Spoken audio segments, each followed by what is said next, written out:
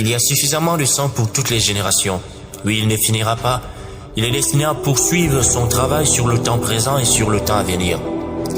Il y aura toujours du sang pour quiconque veut songer à la repentance. Le sang de Christ ne manquera jamais pour quiconque. Non, il ne manquera jamais.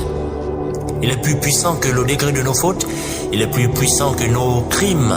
Aucun acte aussi meurtrier, abominable et ignoble soit-il n'est trop grand pour tester les limites de l'efficacité de ce sang.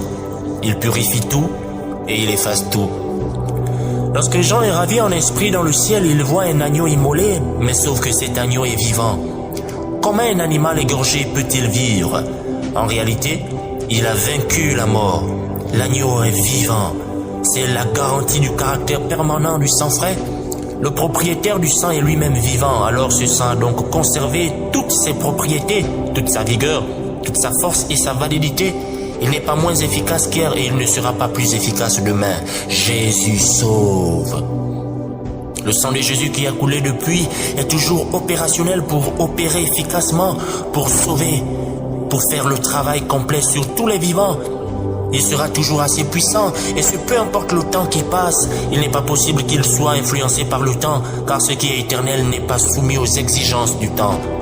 Alors ce sang a traversé tous les âges sans perdre de sa puissance.